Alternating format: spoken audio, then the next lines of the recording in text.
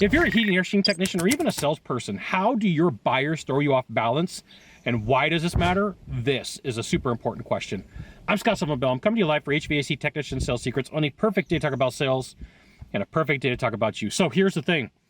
If you're brand new to sales, you've been around for a while, and you meet this buyer that is constantly ball busting you, constantly interrupting you, constantly asking you questions, and won't let you build momentum, chances are pretty good you're dealing with somebody who has bought a lot of things in their lifetime, or they're just a freaking control freak, okay? One of those two things. But let's just say 99% of the time it's number one, where they are a professional buyer and they just don't want you to get momentum. Now, I remember the first time that this happened to me, I was at a call that was literally like a quarter mile from my house. And the guy kept rescheduling appointments on me. I would go and try to talk to him, and he constantly interrupted me, and then he let me in on a clue. So yeah, I asked a question. I go, hey, I'm kind of curious, what industry are you in? And he goes, oh, I'm in services. And then he changed the subject, and my brain went, this guy's changing the subject. Something funky is going on here. I need to figure this out. I need to figure out why this guy has got so many issues and he's playing these games. So like, I won't give up. I'm like a bulldog. So I do a 3+. I learned this from gym camp. I did a 3+. I kept asking the question different ways, and I finally found out that he was a professional buyer. And the second that he told me, he realized what he did, and he did some body language. Some people try to eat their words. So he said, I am a professional buyer. Then he went like this, ooh, trying to put the words back in his mouth, right? And so the reason why this is super important is because when you're dealing with somebody who won't let you get momentum, they're trying to fluster you. And this may be a new thing. You've never had this happen before. They won't let you ask questions. They keep changing the topic on you. They keep changing the venue on you. They won't let you interact. They won't let you present. They keep, like, if you're in a building, they'll take you all around and shift you all over the place.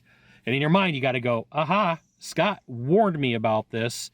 Scott told me about this and let me know that this person has probably been trained. This is a thing that they teach in professional buying courses to throw you off of your game, to get you flustered so that at the end of the day, you just give your best price, whatever that may be, or a super huge discount to stop dealing with the person.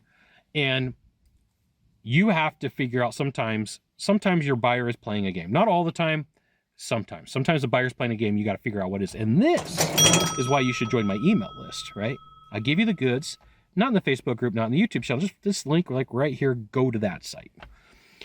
Buyers who are continuously trying to throw you off your game, when they do this, they do get a certain amount of pleasure from it. And so the last couple of times this has happened to me, I played dumb, right? Like, I'm like, all right, the best thing that I can do here is, one, I can recognize that you are playing this game. Two, I am going to pretend like I don't know what's going on. And I'm just going to smile in the back of my head knowing I got your number. Because like, manipulative people only have so many plays in their playbook. This is something super, super importante for you to know. That manipulative people only have so many plays. I've dealt with some of the most manipulative people I've ever met in the world, and that my friends have met in the world, and that other business owners have met in the world, and they're like, yeah, they only have like 5 plays in their playbook, and as soon as you realize what they are, you got their number, okay? So if you're meeting with somebody and they constantly interrupt you, they change the venue, they keep changing dates, they keep changing times, like in the back of your mind, you're like, Scott warned me about this playbook.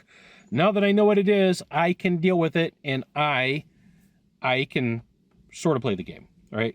You can fight fire with fire.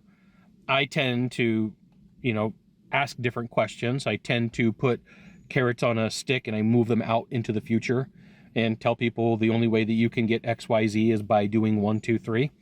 And, set really strong boundaries. Like, what will drive you nuts about this person is they will give you tons of maybes. They will give you tons of possiblies. They will give you tons of kind ofs. But what they won't really do is give you a direct answer of yes. And so you have to lock these things down with questions, and you have to be willing to circle back and go back to that question. How many out of 100 buyers is this? Probably like 0.5. You'll run into this like once out of every 200 buyers. But it's one of the things that can get you to trip up and ruin your week, ruin your month, or ruin your quarter if you let it. You don't have to. Like, hi, I'm Scott. I'm a dude that loves Hawaii. Got my my Matsumoto Shave Ice shirt on today, not my Stay Stoked shirt, right? But you did get to learn this tip that is a game that people play. You got 1 of 3 things to do from here, just 1 of 3. You can subscribe. That would be fantastic. You could hit follow if this is social media, or last of all, share with a friend. We'll see you soon. Thanks for watching.